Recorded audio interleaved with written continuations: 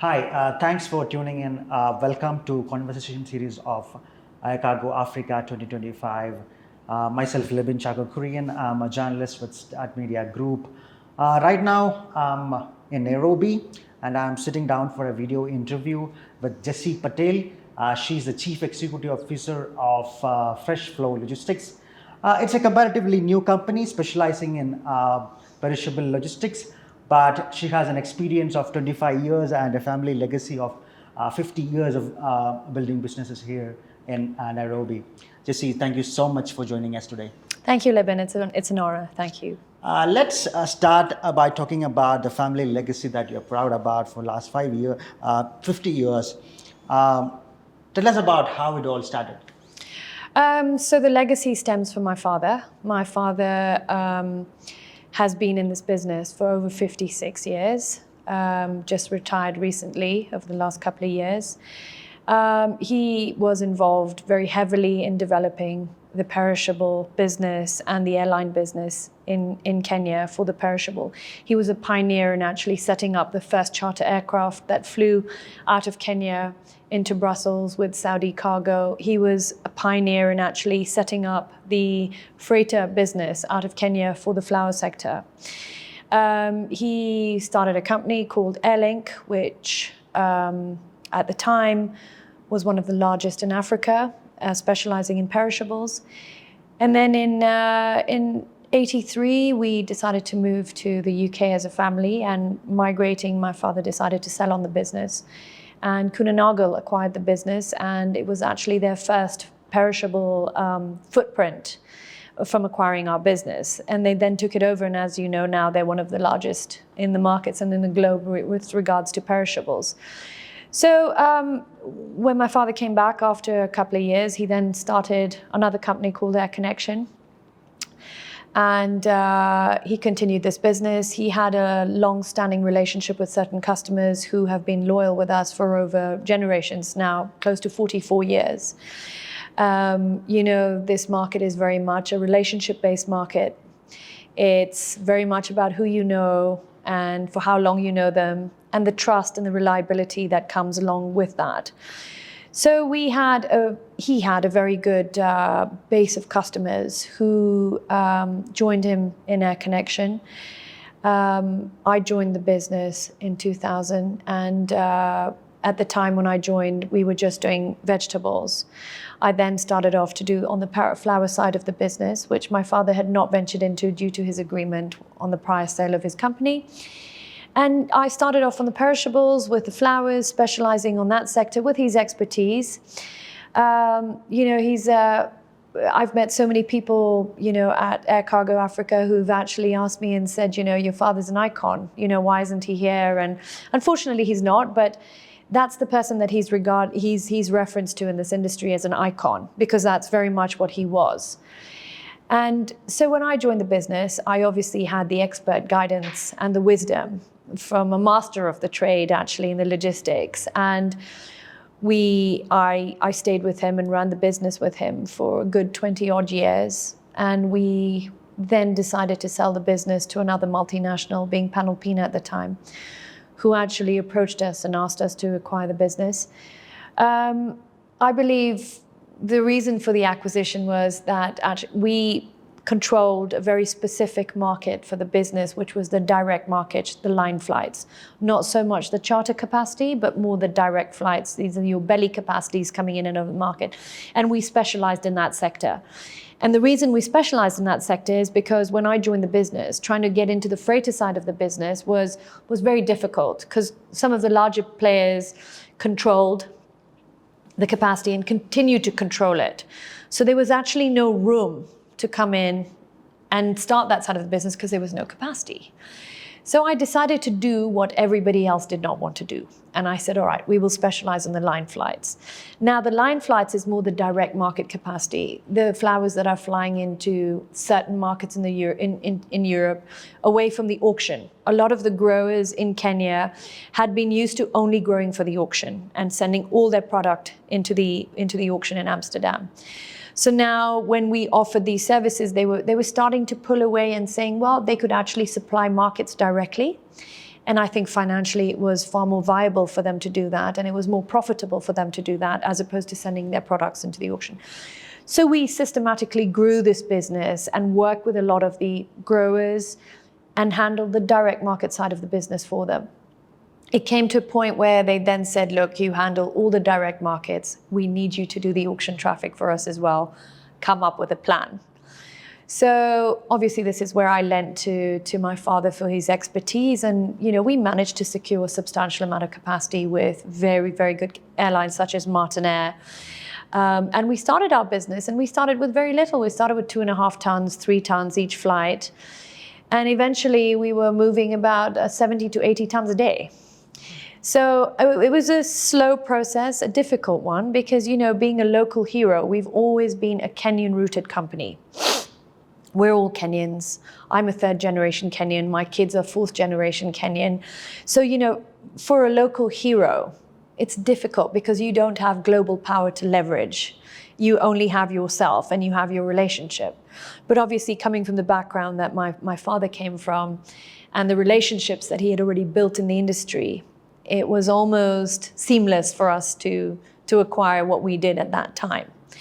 And, when we were then approached by another multinational to acquire our business, they were quite keen on that direct market side of the business because they were very large on the Amsterdam side. And they said, well, we want to buy you out because we're very interested in that side of the business, and it's very niche and you're very good at that. So, it was his decision, as the owner of the business, that's what he wished to do. I had hoped that I would acquire the business and I would, inherit it. But unfortunately, it was his decision to sell it on. So we moved, and I worked for a global company at the time. I was part of the acquisition. I stayed with them. But I come from a very fiery background of being a go-getter for business. And, I think the corporate world for me didn't really fit. I'm not used to sitting in a box and being told that you have to sit and just do what, you come to work, you do what you're supposed to and you leave. I'm used to being that person who does everything for the customers. And I think at a certain point for me, I was not driven as much as I was before because I felt I was a bit underutilized and I had so much more to offer that I actually decided that perhaps it was a good time for me to step back from the role that I had. And at the time, I was the country head of perishables of this global company. So I took a step back, and obviously the customers were a bit like, we can't do this without you, where are you? So I took a bit of a break, and then I got headhunted by another company to actually start up another perishable vertical for them. They're a dry cargo company. But in Kenya, you need the footprint of perishables. There's only so much dry cargo you can do. With the traffic and air cargo in Kenya, you have to move perishables. It's one of our largest GDP earners for the country. It's second to tourism. And when we have a little bit of political instability, it's our horticultural exports that keep the country alive. So they asked us to start up this vertical, which I did. I was with them for about 4 years. We were already top 5 in the country. And then in the process of these 4 years, there was another company that had been acquired by another global company, which left a bit of a hole in the market for that niche player. And having looked and evaluated things, and also requests from customers that they wanted to be handled in a certain way, and they didn't like this corporate, feeling anymore. They wanted to be known for who they were and that personal touch. So a lot of them approached me and said, would you consider this? Would you look at this? And I said, well, why not? I said, there's an opportunity now. There is space for that niche market specialist. And this is how and why Freshfro has evolved. The team behind me is a team that I have nurtured for over 25 years. They're a strong team. They're a team who's very, very, very conversant with the business itself. They're a mature team, and they're well known to the customers. And, there's huge value in there because single-handedly, you cannot run a business. Your business is only as good as your people are. And for me, that's very important. And that's That's who we have as the backbone of our company, is our people. I believe in investing in my people because I believe the return that they give you is far more than you would ever get from hiring people every day in, day out. And Freshflow started about 8 months ago. And we are already doing remarkably well. We move close to about 200 tons a week. We largely specialize in flowers and vegetables. The vegetable side of our business moves into large supermarkets in the UK.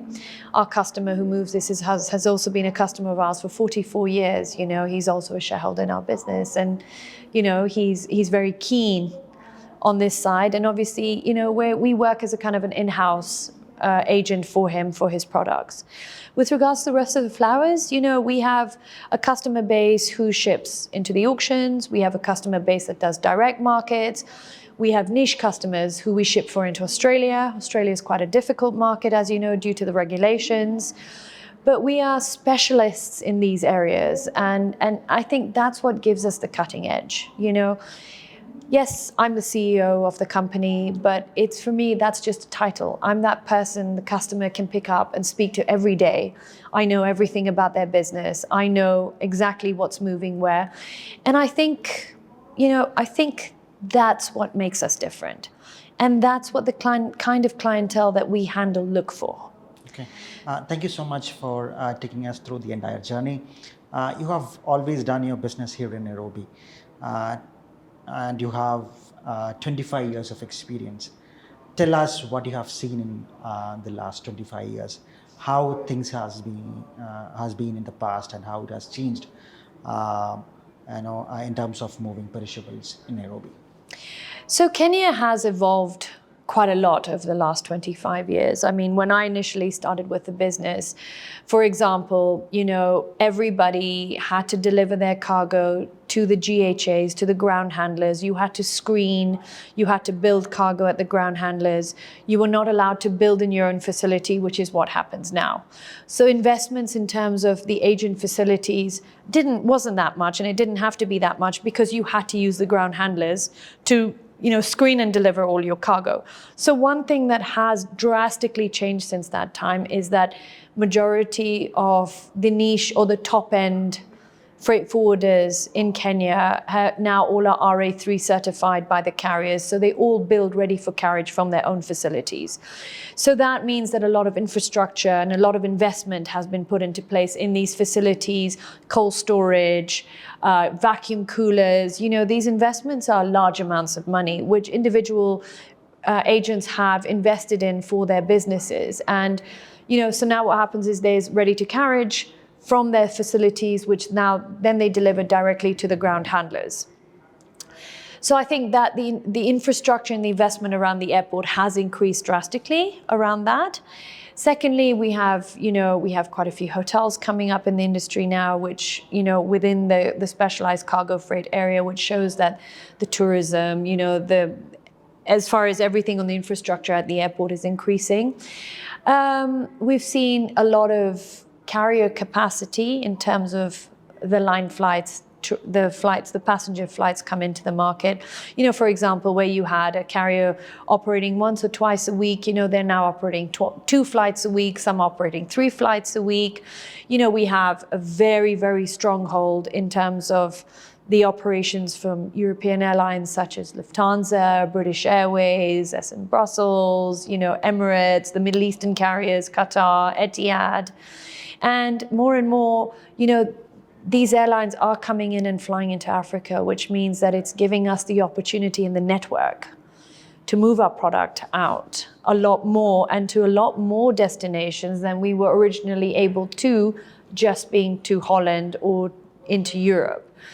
So I think that has evolved quite a lot over the last 25 years. I mean, and the infrastructure and also the technology around the airport, you know, what you can get from your GHA now and what you can get from the customs and KEFIS and everything, you know, has evolved as the whole world has. I mean, yes, we still have a few issues with regards to local authorities, you know, actually being, should I say, wanting to be on the forefront of problem solving and getting things done in a certain way. I think there's still a little gap in terms of that, which airports around the world are waiting for Kenya to get up and say, listen, support us and we're happy. But, we're happy. For example, on one of the panels, we had a discussion about Liège, where they said the document process.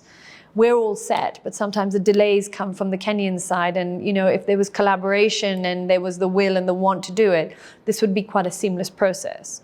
So I think in terms of that side, I think we have a little bit of room to continue improving, but not to say that the milestones have not been met and that, credit to Kenya, it has evolved quite a lot. Thanks for that. Can you tell me how it has changed or how easy it has become to keep the flowers or perishable fresh throughout the supply chain, compared to how it was 25 years before? Okay, so now as you've seen, we have an expressway. Our road infrastructure is quite a lot better than it used to be. There's, of course, plenty of room for improvement, but now a lot of the growers have invested in extensive cold store facilities at their farms, which initially they would rely on the forwarder or they would rely on the GHA to provide that cool chain. But now the farms are investing in vacuum coolers for themselves. They're actually ensuring that the cool chain is managed correctly from the time the flowers are harvested to the time they get to us, to the time they get onto the aircrafts, etc., etc. So they've invested in cool chain facilities at the farms. We have the road infrastructure that has improved quite a lot over the last 25 years. Also in terms of the management of transporting the flowers has remarkably changed. You see now all the growers are actually using refrigerated trucks, So you actually get a lot of your flowers getting to you at the correct temperature, which makes the cool chain process so much more easier, because when you often have these spikes, the product is already deteriorated. So you have to have a very steady incline of temperature and not an erratic one to maintain the integrity and the quality of the flowers, which is what we're seeing more and more now. You also have a lot of the growers who now put loggers in their shipments. So the whole process is monitored and captured correctly. And I think this has played a huge role in ensuring the integrity and the quality of the flowers that are actually getting into other markets. With all the changes in the grower side, for example, how the offerings to them from the freight forwarder side has evolved since then? So like I said, initially we were not allowed to have our own infrastructure because we had to deliver to the GHAs and everything was handled at the ground handling sheds. Now, the freight forwarders invest in their cold storage facilities. We're all using top-end equipment.